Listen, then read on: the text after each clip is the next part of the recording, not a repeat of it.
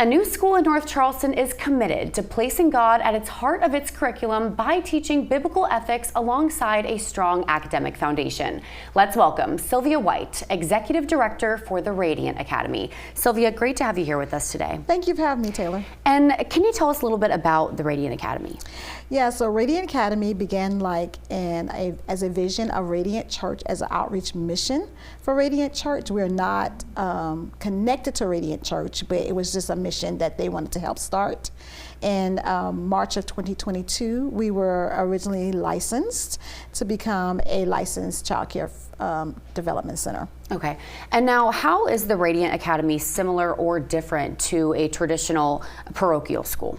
One of the things that we do, we really implement Christ throughout what we do throughout the day. Our children actually pray over their food.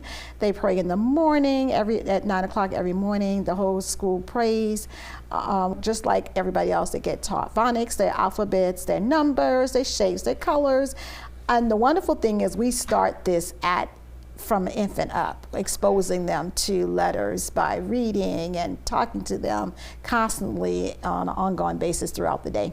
Now, what are the ages at the Radiant Academy? We are infant through 5-year-olds. And so once for right now, at 5 years old, is there any schools that you recommend for parents, for elementary schools, or not yet? Most of our children actually go from us and they go to the public school setting, but there's one school that we're kind of partnering with, which is the Movement School, and there's a new charter school in the area that many of our 4-year-olds that left went to there. About 5 or 6 of them went to that school. So I went and toured it actually, and it was really, really good atmosphere. That's wonderful. And Sylvia, I want you to touch on kind of the balance that the Radiant Academy has when it comes to this strong religious aspect, but also maintaining that academic balance as well.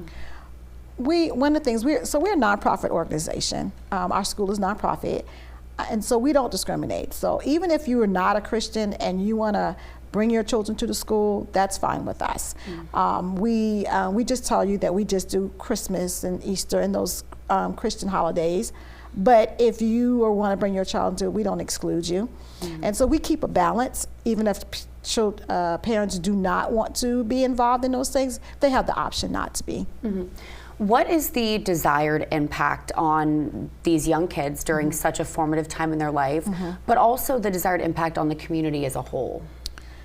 We believe that children are born by God. They're developed by God. They are created by God in His image, and our thought is that we will implement the Word of God into them early in their life, just like anything else. If you start them off with alphabets and at 1 and 2 year old, by the time they get 3 and 4, they'll recognize it. And so same thing with the Word of God. If we implement it in their lives early, they'll always have something to fall back on. They'll know the difference between right and wrong.